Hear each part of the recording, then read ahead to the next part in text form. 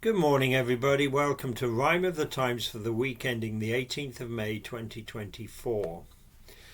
Another Russian invasion causes Ukrainian devastation and traumatisation, while its creator swans around at an occasion of ostentation at Z's invitation. Defence Minister's defenestration. Starmer gives an explanation of his expectations in the first days of a Labour administration, while Sunak makes a proclamation about the reorganisation of sex education. Scheffler suffers humiliation and temporary incarceration after a massive altercation, but manages to maintain his concentration. A near sensational assassination in a small European nation. If anyone didn't know it before, we're nowhere near the end of the Ukraine war. On the 10th of May, Putin opened a new front. Villages north of Kharkiv felt the brunt. It's meant to give Ukraine a fatal distraction, diverting their forces from the main frontline action. Innocent folk fleeing the only lives they've known before the bombs and thugs destroy their homes. The Russians entered Ukraine in the northeast, stole land of 100 square miles at least. And while this gratuitous violence was raging, the Kremlin coward was strutting around Beijing. With his crisp new suit and small man syndrome, he was made by his host Xi to feel at home. Two autocrats with nefarious aims sharing their thoughts on their expansionist claims, lapping up the pomp served before their eyes before discussing trade and deeper defence ties. Culture and history define these creatures of habit, and they now colour the tone of the world we inhabit. Meanwhile, on Monday, Putin wielded the axe with long-serving Defence Minister Shoigu being sacked. On Thursday, Keir Starmer, somewhere in Essex, outlined Labour's first steps, of which there are 6. With Rishi looking like a dead man walking, it's time for opponents to start their talking. 'Cause this wasn't random, no matter how it spun, this was preempting the election starting gun. The 6 pledges idea that Starmer now intoned, he'd borrowed from Blair. It wasn't his own. 1. He wants to achieve economic stability, which is the main aim of any PM with credibility. 2. 40,000 more doctor appointments each week to ease our NHS that is starting to creak.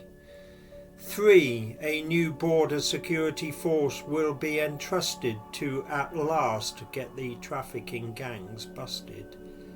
4. Great British Energy will be a green corporate entity to cut bills and provide energy security. 5. 6,500 new teachers will be trained to help schools under strain and stop the brain drain. 6. Antisocial behaviour will be decreased by increasing youth hubs and neighbourhood police. Sir Keir reckons these 6 targets we can afford and will be an achievable and just reward for tweaking tax rules and cutting tax fraud. The public will now decide if he's struck the right chord. Meanwhile, the incumbent Tories muddle along, boosted from growth in the first quarter being strong. On Wednesday they went for cyclists, hammer and tongs. But many thought their priorities were wrong. To add a new crime to the criminal justice bill, that of cycling in a way that gets someone killed. On Monday we were told that it has arisen that we are running out of space in prison. We've known for months, but it's now come to a head, so in order to free up more space and beds, there may be early release of up to 70 days, while some trials will face quite lengthy delays. On Thursday, Rishi finally addressed what he seemed to believe had become a mess, that of the delivery of sex education in the national curriculum across the nation.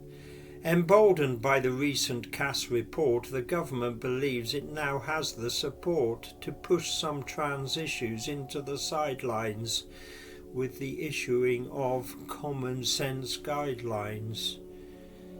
They've concluded gender is all in the mind, and we're out of our minds to let our under nines be taught social construct and to be defined by a different gender to what God assigned. But critics say for a child trying to find their identity, it's unfair and unkind. They say the government is stoking culture wars, believing that such rhetoric with the public scores. They also say thought control causes anxiety amongst young people in today's society, because curious kids will go elsewhere to find answers if the gender agenda is banned from their classes. And the internet's the Wild West, and that's not said in jest when it comes to what stuff our young might ingest. The PGA tournament is a major attraction, but 2 star players played with major distractions. Rory McIlroy was just completing his divorce before he went out on the Valhalla course, while on Friday, before the second day of play, Scotty Scheffler was in his car and on his way to play in the PGA when he met a delay. A fatal accident was causing quite a melee, and somehow Scheffler got embroiled in a fray. He was then handcuffed and taken away, and in a police cell he was required to stay, then released on bail and allowed to play. The world number 1 actually did okay. 6 under was pretty good at the end of the day. On Wednesday, Robert Fico felt the heat and the hate and very nearly suffered the ultimate fate. The pro-Russian Slovakian Prime Minister encountered a poet with motives quite sinister. He was shot 5 times from close range in Handlover, emerging from a government meeting just over.